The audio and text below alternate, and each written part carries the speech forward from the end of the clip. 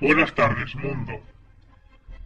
Hace unos días terminó el año 2012, otro agitado año marcado por la crisis económica, social y política en la que gran parte del mundo está inmerso, reflejada por los continuos intentos de nuestros gobiernos por recortar nuestros derechos bajo falsas promesas y por el descontento y la protesta social tanto en la calle como en la red, una perfecta repetición de lo que vivimos el pasado año 2011. Creo que, como ya hice hace un año, no es mala idea hacer un pequeño resumen de todo lo que ha sucedido en el 2012 en este contexto. ¿Os acordáis del mes de enero del 2011? La ley SOPA y la ley PIPA, creadas por el republicano Lamar Smith en Estados Unidos, amenazan la libertad de Internet en gran parte del mundo, junto con ACTA y CISPA, en una gran ofensiva de los líderes mundiales para controlar la red y convertirla en un instrumento de vigilancia más, bajo la excusa de, como no, proteger los derechos de autor. La industria de Internet de Silicon Valley, que incluye a Google, Facebook, Amazon y otros, protestaron contra la industria del cine y la música de Hollywood, que fueron los que en un inicio apostaban por SOPA, PIPA y ACTA. Anonymous, Wikipedia y la sociedad en general se posicionó del lado de Silicon Valley. Las acciones fueron multitudinarias en todo el globo, sobre todo en Europa y en Estados Unidos. Protestas en la red, con campañas masivas, a pie de calle y un largo etcétera. Anonymous promovió por su lado la operación Black March, o Marzo Negro, que llamaba a hacer boicot a la industria del entretenimiento por un mes, mientras que las empresas de Internet impulsaron el apagón, que Anonymous y muchos otros también apoyaron, y que consistía en dejar de ofrecer sus servicios durante todo el 17 de enero, simulando una especie de apagón en Internet. En este ambiente de tensión, el día 19 de enero el FBI irrumpe en el domicilio de Kim.com, el creador de Megablood, cierra sus servidores, prohíbe el servicio e incauta toda la información privada de los mismos, desencadenando lo que se conoció como la World War Web, en el que estos dos bandos antes mencionados se diferenciaron aún más si cabe. Las acciones de Anonymous ese mes resultaron con la caída de numerosos sitios web, entre ellos los del FBI y la CIA, entre otras muchas acciones, en lo que se conoció como la Operación Megablood. Como todos sabemos, la Casa Blanca terminó posicionándose de nuestro lado, y la ley SOPA y la ley PIPA fueron frenadas definitivamente. Pero aún quedaba ACTA, que se debatía en Europa y en América Latina, especialmente en México. En febrero y en marzo, ya varios países, entre ellos Alemania, fueron posicionándose uno a uno en su contra, destacando la imagen de varios diputados de Polonia que votaron con máscaras de Guy Fawkes puestas. No es, sin embargo, hasta el día 4 de julio cuando Europa rechaza abiertamente el tratado, siguiéndole en México el día 25 de julio. Sin embargo, mientras en Internet se libraba una guerra, en la calle se libraba otra. En España se aprueba la reforma laboral y se suben los impuestos, tanto el IRPF como el IVA, afectando sobre todo a las clases bajas y medias del país, además de la implementación del euro por receta para los pensionistas, lo que se salda con la huelga general del 29 de marzo y numerosas protestas por parte del movimiento 15M y otros grupos sociales. El movimiento Occupy Wall Street, por otro lado, en Estados Unidos, protesta contra la NDA, una ley aprobada por Obama que otorga amplios poderes al ejército para detener a sospechosos de terrorismo. Ese año se verá marcado por numerosas detenciones de gente afines a este movimiento, secretamente planeados por el FBI. En mayo se programa para el día 12 una nueva manifestación de carácter global coincidiendo con el aniversario del movimiento 15M, tal y como sucedió el día 15 de octubre del 2011. Y que se saldó con un amplio respaldo en muchos países, entre ellos España, Estados Unidos, Portugal o Grecia, y que recibió amplio respaldo de Anonymous, el movimiento 15M, como no, y Occupy Wall Street, entre otros muchos. Pero definitivamente, si algo marcó el verano del 2012, fueron las elecciones en Francia, Grecia y en México, países que tenían la oportunidad en un ambiente de caos de elegir una alternativa de gobierno distinta a la habitual.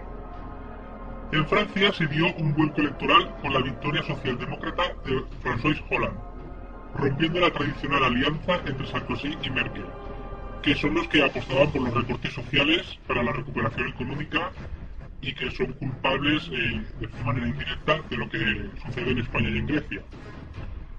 En cambio, Grecia, por su lado, tuvo que repetir sus elecciones por no alcanzar acuerdos, en medio de un caos social creciente, mientras que las elecciones en México estuvieron marcadas por la manipulación de votos que Anonymous ayudó a denunciar en esas operaciones, y también por las protestas del creciente movimiento estudiantil Yo Soy 132. Pese a todo, en ninguno de los dos países hubo una vuelta de tuerca en las opciones de siempre, si bien estuvo a punto de suceder. En México ganó Peña Nieto, del PRI, siguiéndole muy de cerca el PRD de Obrador, mientras que en Grecia el PASOK y Nueva Democracia, los dos partidos tradicionales, formaron gobierno, quedándose cerca de la victoria de la coalición Syriza. Otro acontecimiento sin duda importante ha sido la continuación de las agitaciones en Oriente Medio. Las protestas en Egipto se dirigen contra el gobierno militar que derrocó a Mubarak, viviendo jornadas violentas en la Plaza Tahrir. Siria, por otro lado, termina definitivamente envuelta en una guerra civil, marcada por los intereses exteriores de uno y otro bando, debido al interés de Estados Unidos por derrocar al gobierno de Hamas. Pero es Irán quien, a primeros de año, concentra todas las tensiones, amenazando con un bloqueo del petróleo a Europa y a Estados Unidos por las sanciones hechas contra él por las supuestas sospechas de fabricación de armamento nuclear y por los repetidos ataques informáticos intercambiados con Israel. Las amenazas de un conflicto directo de Israel contra Irán son frenados por la posibilidad de que Rusia pueda mediar en dicho conflicto. Los últimos meses del año siguen dejándonos con algunas incertidumbres. En octubre, Hugo Chávez es reelegido como presidente de Venezuela, aunque su grave enfermedad mantiene al país en la duda. En España, la gran cantidad de dinero público donado a la banca, la corrupción creciente de los políticos, la aprobación de la ley SINDE y los recortes públicos, entre otras muchas cosas, provocan las revueltas mineras, la suma de policías y bomberos a las protestas, 4 días consecutivos de manifestaciones desde el día 25 de septiembre frente al Congreso de los Diputados, en la convocatoria conocida como Rodear Congreso, demandando la dimisión del gobierno y la apertura de un proceso constituyente, entre otras cosas, y una nueva huelga general para el día 14 de noviembre, coincidiendo con otras huelgas generales en Portugal, Francia, Italia y Grecia. Destacable también la nueva victoria de Barack Obama en las elecciones presidenciales de Estados Unidos, con un margen considerable, respecto a su rival republicano Mitt Romney. En el ámbito de Internet, Julian Assange, el fundador de Wikileaks que todos conocemos, se ve amenazado en la Embajada de Ecuador en Reino Unido, de la cual no puede salir, a lo que el presidente de Ecuador le responde otorgándole asilo político.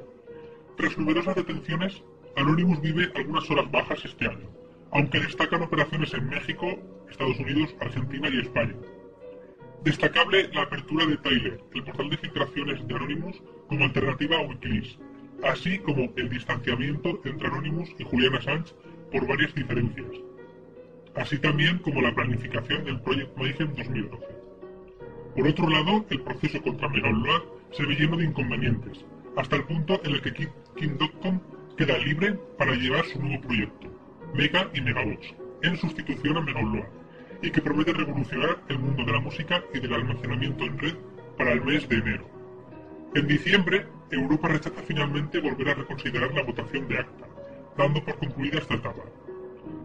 Sin embargo, leyes como TTP, TPPA, SINDE o Hadopi aparecen para turbiar nuestra libertad en la red, a pesar de que el famoso Congreso del ITU se saldó con el rechazo de las propuestas de Rusia y China por imponer una regulación en Internet a escala mundial. No os voy a engañar, la situación continúa en declive en líneas generales para la mayoría.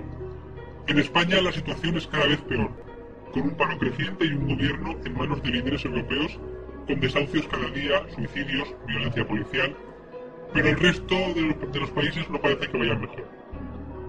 Sin embargo, aunque el balance no sea todavía favorable, se han ido viendo destellos importantes de cambio, pequeños aún, pero que pueden marcar nuestro futuro. Y no olvidemos que Internet, nuestro bastión de libertad, continúa inexpugnable, en parte gracias a la presión social.